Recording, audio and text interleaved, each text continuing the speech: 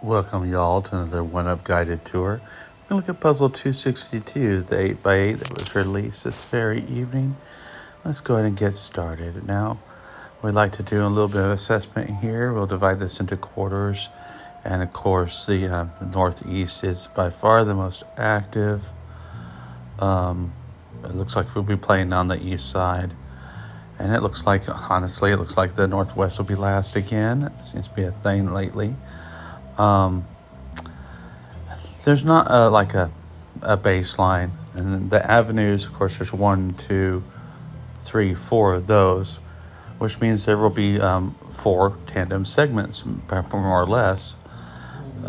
In the vertical, that's row 1, row 2, row 4, and row 8, and I guess, and in the other direction, as the case may be, that's going to be column 1, column 3, column 4, and column 6.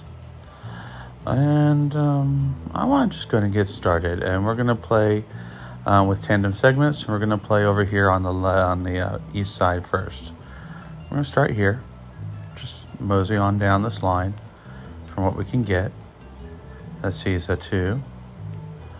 Now, tandem segments tells us that this is going to solve with this 2 here, this 4 here, and this line here, which of course needs a 3.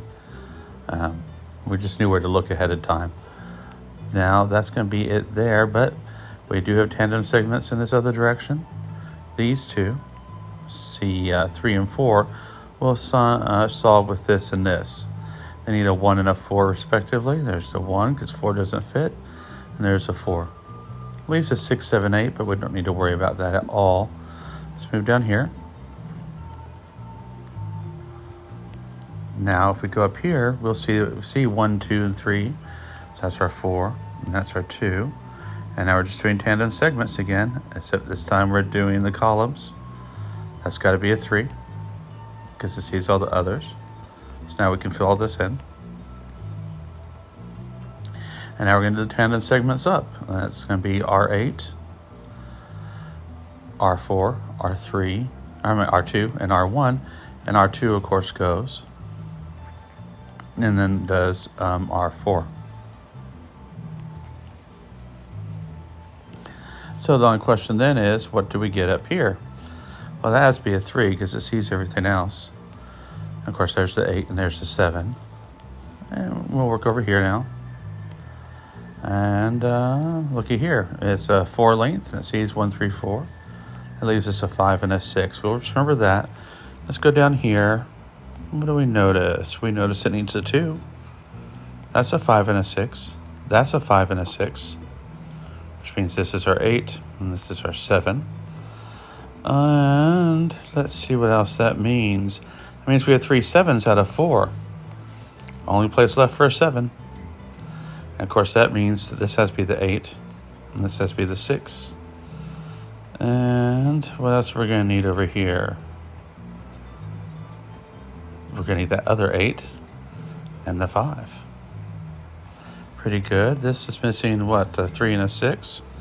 There's a 6 and there's a 3. What about below it? What are we missing? We're missing 4, 5, and 6. 5, 6, 5, 6 still. We're not going to make a lot of headway out of that. Let's go and look at this instead. Because we know that C6 and C4 and C3 and C1 solve together. Anyway, that's 2, 3, and 4. That has to be a 1. That has to be a 2. That has to be a 1. This one here sees 1, 3, and 4. Gives it a 2. What are we missing here? We're missing 5 and 4. No, we can't do anything with that right now, but that doesn't really matter. We'll just keep on moving over here. That's a 1. That's a 3. Whoops. 1, and that's a 3. Which means this will have to be the 1, and this will be its 4. Makes this a 5, of course, which gives us a 6. This 5, this 6, and this 5, that makes this a 4. We're just about done. And there it is. A little bit under 5 minutes. Not a bad little puzzle. I thought I'd play a little bit faster and easier than yesterday. How'd it go for y'all? Thanks. Have a great night.